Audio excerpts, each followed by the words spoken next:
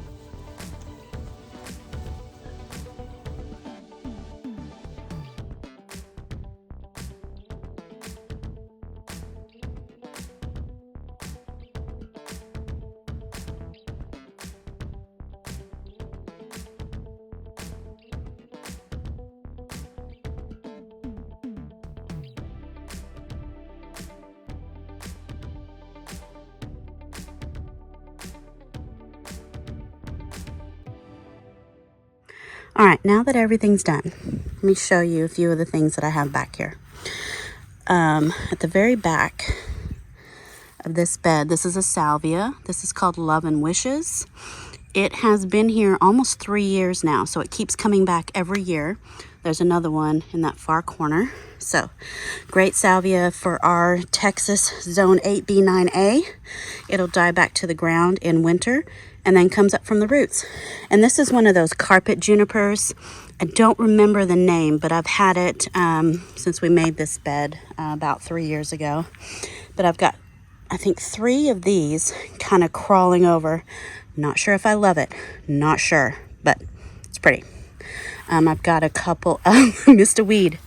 Big old weed right there. Look at that growing right in my azalea. So that's a hardy gardenia azalea. Hardy gardenia. Hardy gardenia. So these aren't gardenias, they're azaleas. It's just hardy gardenias in the name. I've got that sea green juniper. I did do some trimming back here so that it's not growing up into the electrical box. So here's my hydrangea body, which is doing fine. I mean, we've had a lot of rain the last couple weeks, so it's doing great. It's got a little tip burn, a little transplant shock tip burn, but the tip is still growing, so I think we're gonna be fine. Of course, my Italian cypress here. This is a hibiscus. It's a tropical hibiscus called Heat Wave. The leaves are variegated and the flowers are a beautiful fire red. So pretty. And then this hedge here is my Daruma loropetalum. Looking lovely. It will get hot pink flowers a couple times a year. My Bliss Parfuma rose is about to have another flush on this plant. And the mulch, looking beautiful. Can we just look at how pretty the mulch is? So these circles, my husband has been taking patches of the St. Augustine grass and moving it to the backyard to get more grass back there, but it will fill in. See the runners? So the runners will come and it'll fill it in. So he digs up, we fill it with dirt, the holes, but that's what those holes are. Anyway, look at the mulch. So much better. I know there's like rose petals everywhere, but looking really good, really pleased.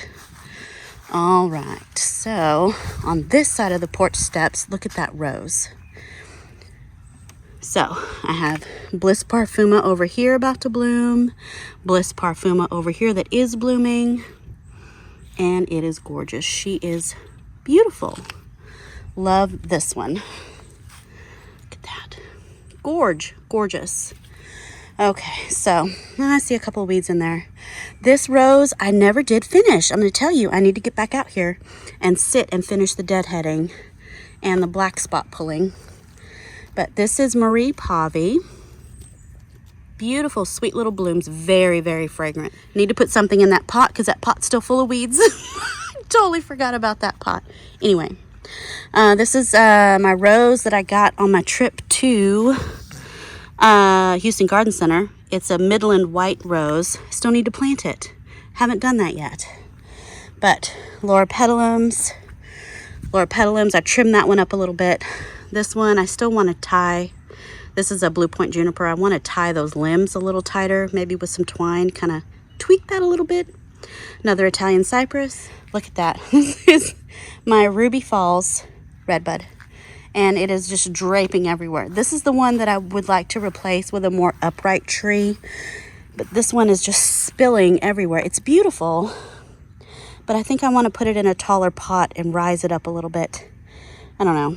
We'll see. It's beautiful right now, so it's hard to want to change it. It's beautiful. And of course, that Laura petalum, I could probably take that in just a little bit more.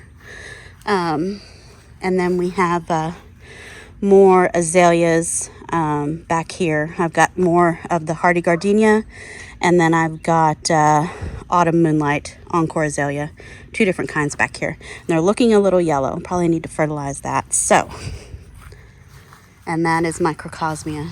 Look at that. Isn't that gorgeous? Oh my gosh. Oh my gosh. Look at that. Gorgeous. Yeah, she's beautiful. We can just stare at her all day. Anyway. All right, let's go to the back.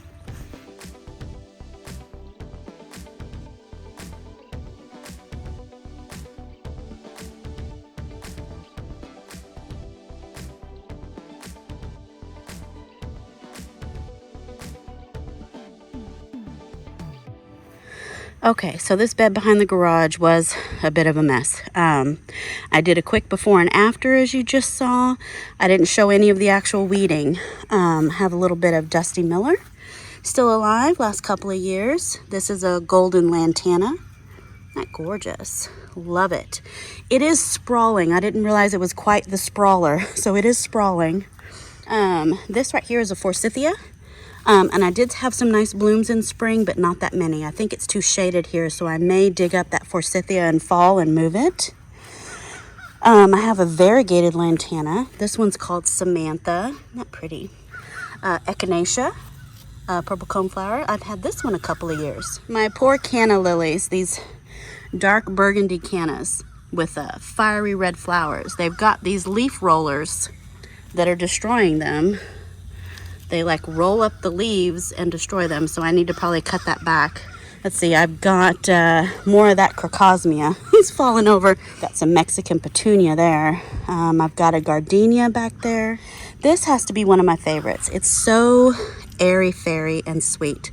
This is a Gara. This is a Siskiyou pink Gara, and the blooms are just magical.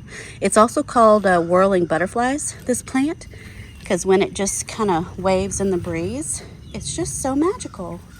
I've got some Aztec grass here. Oh god, matchstick bromeliad. So I have some bromeliads here. They're not doing that great. They were swallowed up by weeds, but they're putting off some pups. And it makes this flower spike that actually looks like matchsticks, and it's really cute. It's purple and pink little matchsticks. I have my Grody fountain. It still works. It's fine. This is my Mr. Lincoln rose. I need to move it. So these before and afters are the afters aren't quite magical, but it is what it is. Anyway, Mr. Lincoln rose, big beautiful red rose, so pretty. I have a camellia right there. I think that's a Shishi Gashira. I've got more of that crocosmia there. And then on this side, kind of mirrors that other side over there. It's not as intense. I think this is in more shade.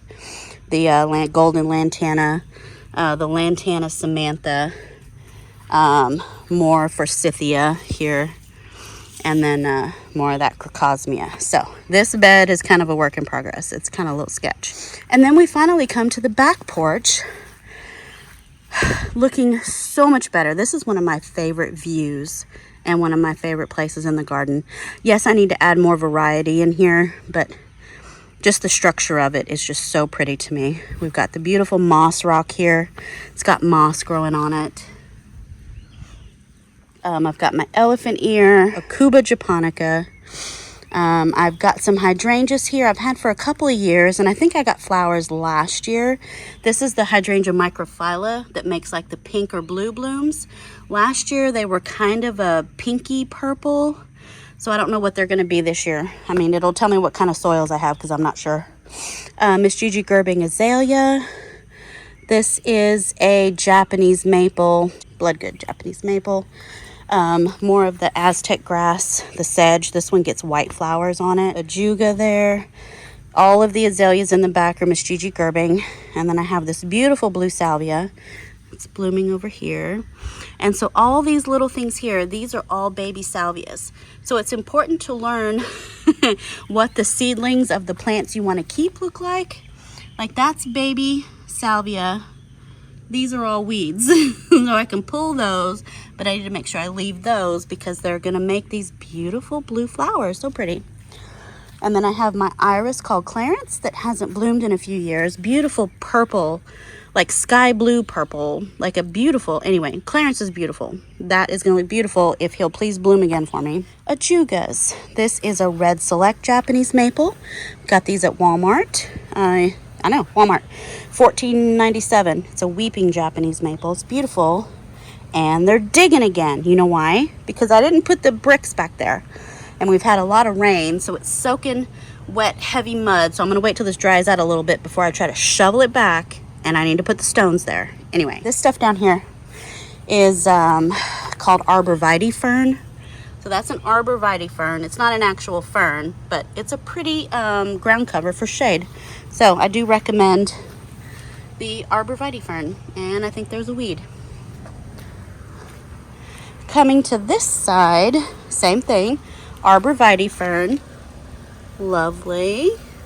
Red select Japanese maple, and then Gigi Gerbing azaleas, and then more ajuga. Now this is a weed, but actually it's a medicinal herb. I think it's called a ponytail or a pony something. Anyway, I saw a video from Meriwether Forager. He's like a local foraging guy, kind of famous. But he did a short or a reel on Instagram that you can dry this and grind it up, and it's like a wild oregano. And I did taste a leaf, and it's very peppery. So that's why I didn't pull that weed, because I am going to harvest it and dry it in the dehydrator. So that'll be a fun project. And of course, the air conditioner had to come on, obviously. And this is my biggest patch of the salvia, and it's so gorgeous. And I'll have to find the name. I bought this probably 3 years ago, and I forgot the name of it. And it's so beautiful. It's just been spreading beautifully. I also have some lamb's ear. This is a Helen von Stein.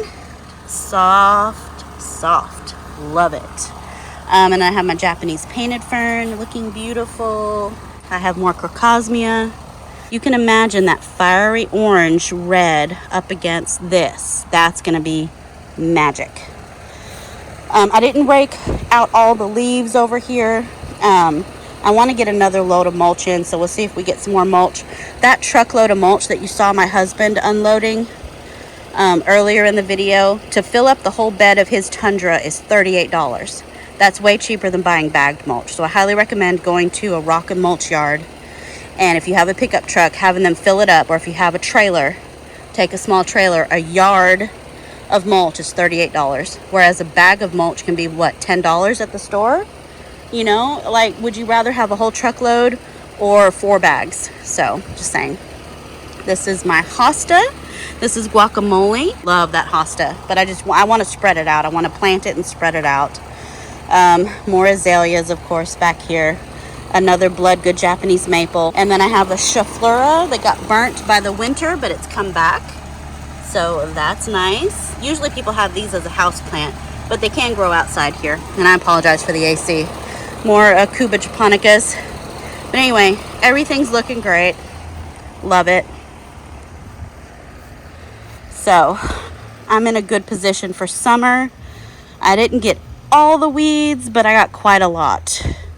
And if I can just fill in some of these blank areas with more plants, even if it's just this ajuga, which is looking gorgeous right now. Look at that beautiful carpet. That is so pretty. Anyway, we'll get all this space covered and it's gonna look magical. That's it. I'm all sweaty and grody now. Anyway. I'm happy with it. It looks good. It looks good. And we're gonna call it done. And now I'm gonna get back out there and get to work in the potager. I still have things to plant. So, see you in the next video. Thanks for watching, guys. Bye.